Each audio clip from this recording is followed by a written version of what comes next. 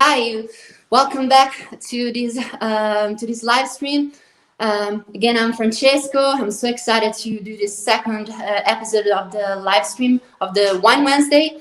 And today, of course, we are going to talk about wine and food pairing. Sorry, we had a little technical problem. My connection was not working, but now, of course, I'm here. I hope that everybody is doing fine, that everybody is doing well. And let's start with this topic that we decided last time to discuss today, of course, wine and food pairing. So, of course, this is a very complex argument, and there's a lot of things that we need to say when it comes, of course, about wine and food pairing. But we tried to make it a little bit more simpler and easy to understand. Of course, we prepared a bunch of different things for today. We will try also to share with you some infographic and different content during this live stream. So sometimes I will also send something to Caterina that you probably saw a couple of minutes ago. And she will of course share this kind of content with you live during this, of course, wine discussion. So let's start with the wine and food pairing. So first of all, we have this, of course, sometimes misconception about wine and food pairing. Of course, sometimes we think it's a very complex and difficult thing, and maybe it is. Maybe that's something that it's really true. But we need, of course, to remember that if we understand certain kind of very simple thing, we can do a lot, and we can, of course, start to eat and drink better, of course, also healthier if we understand certain kind of concept. And the most important thing that you should look for when it comes about wine and food pairing, it is the balance between the food and the wine. Okay, the harmony between the two. Hello, Kathleen. Hi, how's it going? So we had a message from a person from Scotland. I'm always like so amazed by, of course, this thing that, of course, we can connect with people from all over the world. It's so beautiful. So coming back to the argument, you should look for a harmony between the food and wine. So I would like to say that we have three different schools of thoughts. We have, of course, the first, which is the English school, let's say. I said it's the first only because it's the easiest one. So it's the one that, of course, when you start to learn about wine and food pairing, probably it's the first one you consider because it's the easiest one.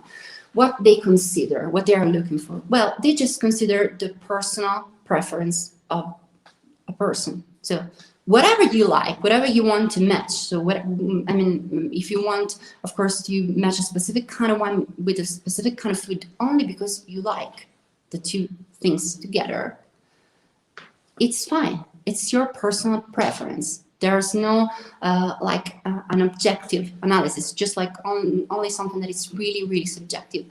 And sometimes people of the wine are a little bit snobby about it. I mean, sometimes they think it's too simple, and they don't consider it. But it's actually very true. Wine is something so personal. Wine is something so related with our perception, and so we don't have to, of course, be too worried about having a very scientific approach. So the other school that is very, very important is the French school. The French school, it's something, of course, a little bit more complex. And so I would like also to tell you and show you a bunch of different things. So if you give me 1 second, I will send to Kata an infographic to show you. And that's something really, really, really important because, you know, French school has many different rules. So we will see together in a second, in a moment, the rules, what we call in Italian il decalogo. I hope that Kata will receive everything, so she will share it with you. So you have certain kind of fundamentals, and of course, this is something that, in my opinion, it's very important to understand. But sometimes it's very, very, very, very, very difficult to apply all of those rules. Only because, again, it's a personal matter. It's a personal preference, sorry. So they, for example, say you should start, for example, if you're having a wine dinner, you should start from white and then you go to red. But for example, in Montemaggio, we do the opposite. Usually when we start at wine dinner, we start with a very light red and then we go to the much more bold and important and potent, if you want, red wine. And then only after, maybe we serve the fresh wine, for one simple reason, because we tends to chill it up a lot, the fresh wine, so the white, rosé, or sparkling wine in general. And so this can cause some kind of problematics to people, because of course colder temperature tends to numb a little bit your palate and your tongue. So maybe it will be difficult after those kind of very chilled up white and rosé wine to enjoy the red wine. So, by the way, the temperature of service of a white wine should be around 9-12 degrees Celsius, and the temperature of service of red wine should be in between 14 and 18 degrees Celsius. This is the temperature that you should also have in your storage room. This is the typical room temperature of a cellar, right? So Caterina, she was very kind and she shared with you the infographic I prepared. For example, let's just take a look. If you want, you can also screenshot the infographic. Of course, I will not read all of the rules. I will just read what I think it's most important. For example, this is very interesting. No fortified white wine must be matched to game or red meat in general. So, of course, fortified wine are what we call in Italian vino liquoroso. So those kind of wines that are, of course, very, very, very, very peculiar, and you have this kind of liquor kind of taste. Sometimes they are also very sweet, and it's impossible to find a balance between those kind of wines and game or red meat in general. So again, see guys, you can see this very, very important thing. It's everything about the balance. When you find the balance between food and wine, there we go. You created the perfect pairing. I remember that once a very important sommelier from the Italian Association of Sommelier told me that the perfect pairing, it is when you drink a sip of wine, then you eat a piece of your meal, a piece of the food you have in front of you, and then you drink again a little bit. You have a little bit of persistency of wine, but then you have this kind of beautiful perception of basically something that is very clean, very fresh, very, very, very, very, very clean. So it means that you are you were able to enjoy the, of course, component of the wine, the component of the dish, the connection you create together the two things, but then you will not perceive anything but the, of course, something that is very delicate and clean on your palate. So this is very, very important. That's something that will happen when you create the balance. So another rules that I would like to, of course, share with you, it is the second, which is no red wine must be matched to fish. So this is something that it's not always true. Only because when it comes about red wine and, of course, fish, people are always so scared because we have these general rules that, of course, says that we need to match, of course, white wine with fish. But this is not always true.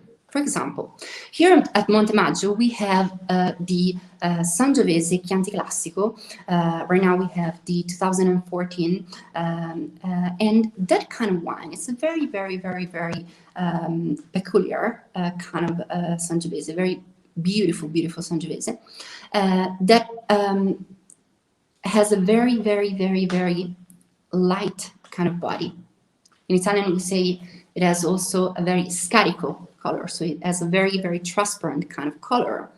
And this is something that is in relation with the altitude of Montemaggio. Of course, we are higher, we are located on a higher altitude. We are around 500 and 600 meters above the level of the sea. And for this reason, usually temperatures are slightly colder, and we have slightly less sugar parameters into the grape. So we produce lighter wine.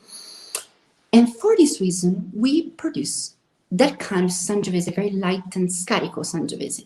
In that specific case, you can match those kind of wine with a very rich fish, like a salmon or tuna or pesce spada, a swordfish. So this is very, very, very, very, very important to understand. It's not always the case that you want to match white and a fish.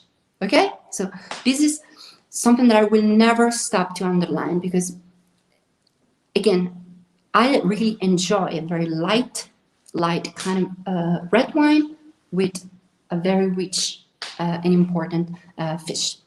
So another example that I can give you of a wine that is red, but it's light and can be matched with a fish, it's the Pinot Noir. The most part of Pinot Noir are able to be matched with the fish. Okay, so Caterina, can you scroll down a little bit? Can you just go ahead a little bit? Thank you. Okay, so another thing that it's important to underline about the French school is that they of course say the wine should be served when it is at its best moment. And I agree with this, but sometimes people really like very young wine. So sometimes it's important to even understand what people want. I always say that a good sommelier should be someone that, of course, is able, first of all, to communicate about wine, to explain a wine. And also, a good sommelier should be a little bit of psychologist, right? So sommelier should be someone that really understands the people that he's serving. And sometimes, of course, we need to understand what they want, what they really enjoy, what they really like. So, yeah, of course, you should serve a wine when of course, it is at its best moment.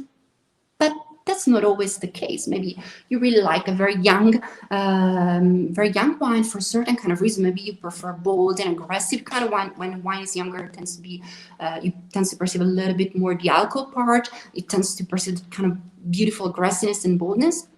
And also the sweet notes are a little bit more prominent. Not sweet like the same wine, but the sweet notes and the fruit notes are a little bit more prominent. And so for people that like more those kind of wines, so go for it. Go for this kind of wine. So right now, of course, I would like to go ahead, and I will start to talk about the third school of thought. So this is, of course, this was the French school. Right now, we are proceeding, and we are going to talk about the Italian school. So the Italian school, it's very, very different compared to the French one. So Caterina, you can also close the document, and we are going, of course, to proceed. So the Italian school, first of all, has 4 different approach. So we have the traditional approach, we have the seasonal approach, we have the psychological approach, and of course, we have a comment.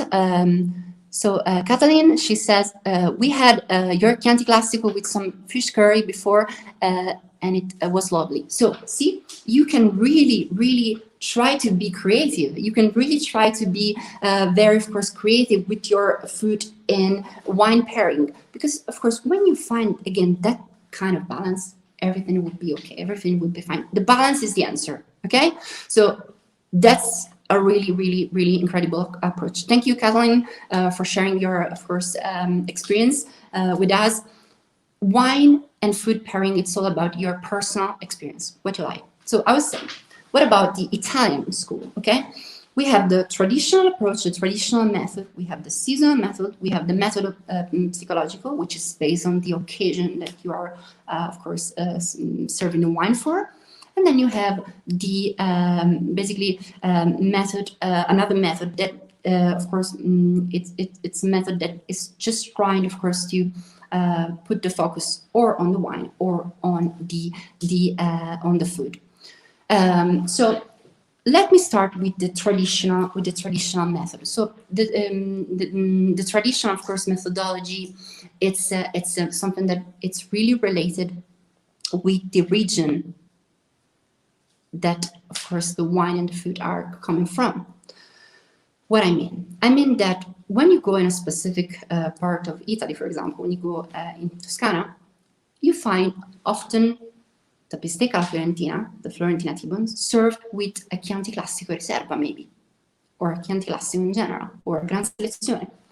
This is a traditional, they're following the traditional method of the Italian school. So this is something that comes from our tradition. This is something that, of course, it was, I mean, people used to serve, of course, this kind of wine with this kind of food since ages. And of course, we are trying just to respect this tradition, but there's also something that it's related with the balance. Why? I'm going to explain you in a second. When you, of course, taste a Chianti Classico Riserva, you find that kind of course, roundness that, of course, can help you with a stick Florentina T-bones.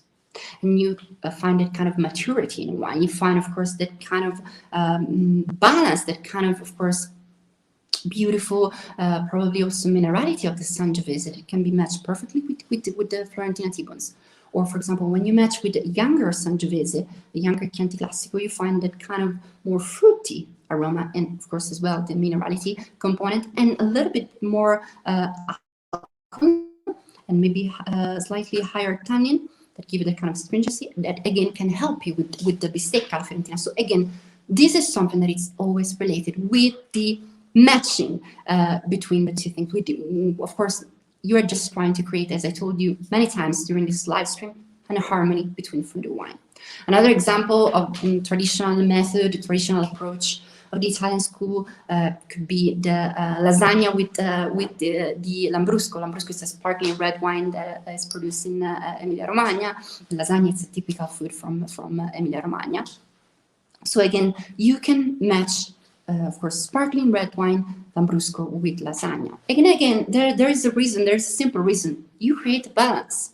Of course, lasagna tends to be very fat sometimes, because of course you have the raguola bolognese, you have the besciamella, and you have all these kind of components that are really fat. And then you match a wine that has, of course, good acidity, and you find, of course, the bubble, the sparkling part, and of course, this kind of part, this kind of component in wine can help you to clean up your mouth and to create a harmony between the food and wine. So again, it's always related with the harmony. So today we are learning together that we, of course, should not be scientists or professional sommelier to match food and wine. So again, about harmony between food and wine. So the other approach is the seasonal approach. Of course, that's typical. Everybody knows it. You drink white and rosé during summertime or late spring, and then in falls and winter you go for a red wine. But who says that we should stop to drink white or rosé during winter or falls if we like it? So again, these are just rules that belong to a very traditional and old school approach. So maybe nowadays we know, we know, of course, a lot more compared to the past about wine and food matching. So why you cannot try different things? For example, I really think that, of course, rosé it is a very, very, interesting argument, especially when it comes about certain kind of rosé, like the one that we have here in Montemaggio. We have the Rosé di Montemaggio from Sangiovese, which has that beautiful higher acidity compared to the standard rosé, and it's much more full-bodied, especially if you compare it with the Provence rosé, which are in fact considered pale rosé. That kind of rosé can be perfectly matched with fry food, because again, you have that higher acidity that can help you to balance the fat part, to reduce the fat part in the fry food. So you just, of course, create again a harmony between food and wine. So in this way, you are also able to clean up perfectly your palate, and then of course you will have this beautiful, clean perception, sensation into your mouth. Then, of course, we have the psychological approach, which, as I told you before, is based entirely on the occasion that you're serving the wine for. For example, if you are, of course, serving wine for a birthday, okay, you go for sparkling wine, just because, of course, it's always been that way. And it's fine, no matter, of course, what you're eating or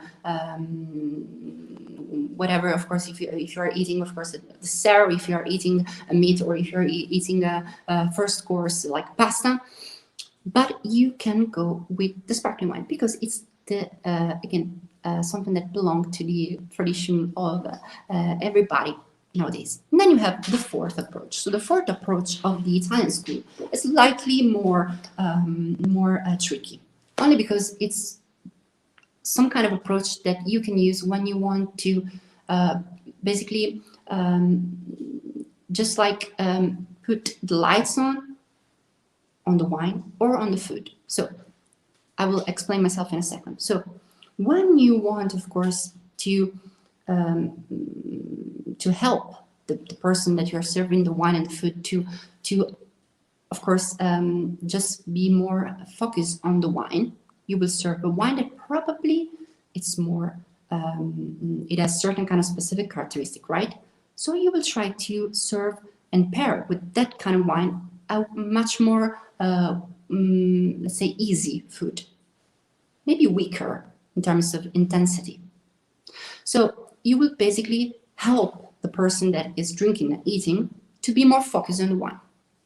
And if you want to help that person to be more focused on the food, so if you want to esaltare, as we say in Italian, so if you want to put the lights on the food, you will serve a wine that has less intensity compared to the food.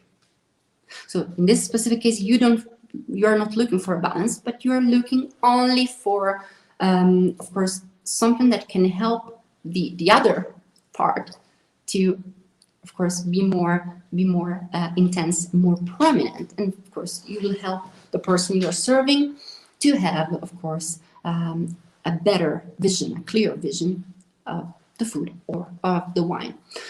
In Italy, we have also another method, another school, if you want, and this is the school that is based on the Metodo Mercadini. So this is the school that the Italian Association of Sommelier use. So of course, I don't want to be too technical today because I don't want, of course, to annoy you with a very, very, very boring technical thing. But how it works? Their system. Well, it's very simple. Again, as I told you for the entire live stream, they are looking for harmony and balance between food and wine. How they do that? They use a method which is a method of congruenza or contrasto. What it means. So congruenza means congruence and contrasto means contrast. So you look for a balance, putting in contrast wine and food, or if you want, of course, to create a balance, just finding, of course, common characteristic between food and the wine. So, for example, I will give you a very, very, very, very simple example so everybody can understand it. The example that I used before for the traditional approach, that it was the lasagna paired with the lambrusco, it's a contrast. a contrast pairing, because of course you got that fatness in the lasagna, and then you got that beautiful sparkling in this kind of red wine, and you have maybe also this kind of higher acidity. What about fried food? Matteo is asking about fried food. Yes, fried food, it's also very, very, very, very specific kind of food that, of course, can suggest us to use contrast pairing. So, for example, as I told you before about the rosé, rosé wine, especially the rosé from Sangiovese, that has naturally higher acidity, can be matched with those kind of fried food to create a contrast, and then you find a balance. The congruence approach, the congruence, of course, method, the congruence pairing, it's slightly different. It's when you're looking for a common characteristic between food and the wine. So, if you are having a very important and rich meat, maybe you can match that meat with a much more potent and important kind of red wine. Okay, so this is really, really, really important to understand. You can create a balance both with contrast, both with congruence. Okay, so this is of course a very vast argument, very, very, very complex argument. But these are of course the basic thing that you can do at your house. I want also to share with you another infographic I created to of course show you the 6 basic rules. So I'm sending to Kata this infographic, and she will share with you. So we will see what kind of things we should consider always when it comes about wine. So if you can, whenever you can, Kata, please you can share that kind of infographic. And again, this is just of course to help you to let's say, have something to follow, certain kind of rules to follow, very simple, nothing too technical, nothing like the French school decalogue, nothing too difficult. And of course, it will help you when you want to match your wine at home. Okay, so again, for me, it's very, very, very, very, very important to always underline that it's something related with our personal preference. But if you want to try to be more technical, then you can follow very simple rules. The first that I always like keep on my mind is that acidity in wine pairs, of course, pairs very well with fatty and sweet food. So Kata right now is just like, okay, so she's sharing with all of us the infographic I created. So as you can see, I wrote it as first. Acidity in wines pairs very well with fatty and sweet food. Acidity, as I told you for the entire live stream, it's so good to reduce the fat and the sweetness in the food. So if you are eating a very spicy food or fried food, wine with a higher acidity, it really can help you. Sweet food or wine benefits from a little acidity, and I wrote it for as a second rules, only because it's true. When you have sweet food, you always need, you need to look for acidity, and when you have sweet wine, you should look for some kind of food that maybe can have the acidity in itself. So tannic wine, so the tannino is this kind of perception that it's give it a kind of a astringency, astringent perception in your mouth. So tannic wine can be balanced with sweet food as well, or very potent kind of like food.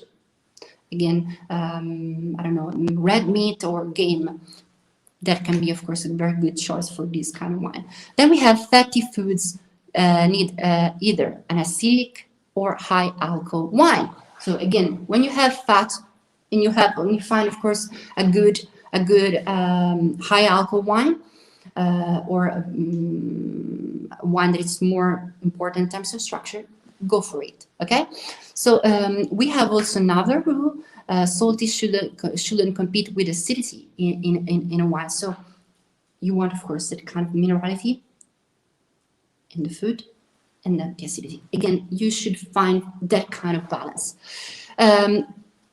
Alcohol in general can be used also to cut through the fat part. So it's not only the acidity. So again, you can also use higher alcohol content kind of wine to do these kind of things.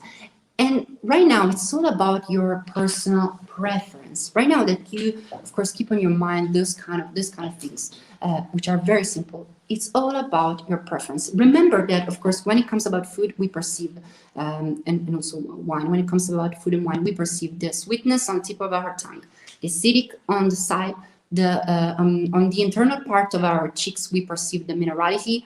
Or the saltiness, if we don't want to talk about minerality, and then the bitter notes, we perceive them in the back of our own mouths. Then we need to consider, of course, the fat part of the food, and also we need to consider the persistency, both of food and wine.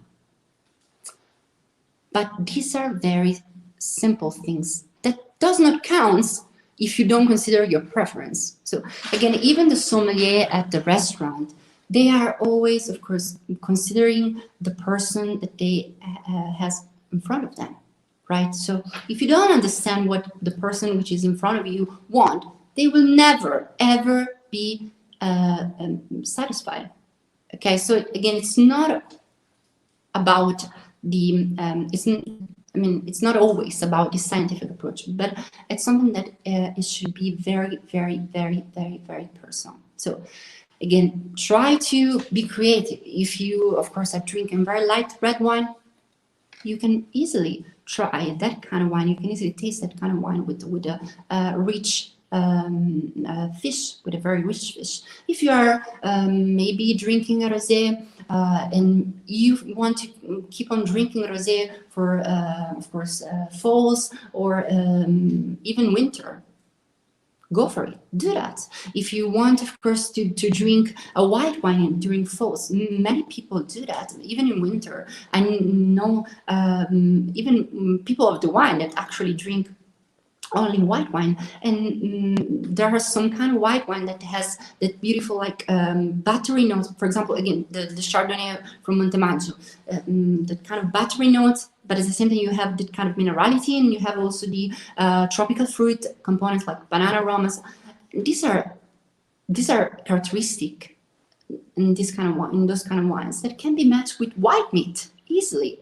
So even if you're not going to drink, if you're not going to eat during winter fish, because of course maybe you prefer meat for whatever reason during winter, especially if you like barbecue, go for white meat, and go for a white wine if you like white wine. So again, it's all about your personal preference. Of course, it's just something that you should decide. You can decide, right? So we are able to tell you what you should consider, right? For when it comes about food and wine pairing. But again, then it's up to you. I want also to share with you, if we can, a very simple recipe of the Florentina T-bones, the bistecca alla Fiorentina. Just because, of course, we are always so worried, because of course sometimes we of course hear people saying that they prefer bistecca fiorentina in different kind of way, but we want, of course, to show you the correct way. And so I'm going to send right now to Kata the infographic I prepared, and she will hopefully share it with you on the screen. So again, all of these kind of recipe are very traditional from Toscana. So again, for this kind of recipe, I really recommend, of course, to choose whatever you prefer. But if you can, for those kind of recipe, maybe try also to be traditional. You can try one time with a traditional approach, and the second time you can be more free, and you will, of course, also understand the difference between the traditional approach and the much more easy and modern, if you want approach. Of course, it will be like discovering something new. Also, when you try different foods and different wine, of course, together, It will help you to expand your mind. It will open the doors of your perception, and you will become better at this game of food and wine pairing. So right now we are sharing the infographic I created. So if you want, you can screenshot this. And of course, as you can see, it's a very simple recipe. You just need, of course, some salt, black pepper, and of course maybe rosemary if you want, of course, to use it to give more flavor to the bistecca. And it's really easy. I mean, to have a medium cook, you can just like cook for 9 minutes on one side and 12 minutes on the other side of the bistecca, and it would be ready. And again, this is amazing with Riserva, Chianti Classico, or younger Chianti Classico, but then of course you can experiment a little bit more. So I hope, of course, you will try to remember all of this, of course, suggestion that I give during this live stream, and you will try by yourself at your house. So again, remember that this is not something you learn like this. This is something that it comes with the practice, it comes with the time, and it comes with, of course, just be relaxed about it. Because of course, if you're like in a bad mood because you're worried that your matching can not be, of course, too difficult, and maybe your guests will not enjoy it and whatever, it will be very difficult at that point. So just be relaxed and be sure what you like, and of course, you should consider also what people like. But that's also the reason why it's always important. I always say that when it comes about wine, you should always discuss about wine with your people, because of course everybody will give you a different of course idea, and of course you will of course acquire, you will of course you will get a little bit more knowledge about the word of wine, and word of wine tasting, and food and wine pairing. So I hope, of course, you like this live stream. Thank you very much, foodie wine lover. Thank you, really I really appreciate your comment. And I hope, of course, you enjoy. Thank you, Nick. Thank you so much. And of course, let me know when you will try. He says that, of course, he will try the recipe next week. So, of course, I would like to. Sorry, I was reading a comment. I would like, of course, to ask you, of course, to let us know if you have any comments, of course.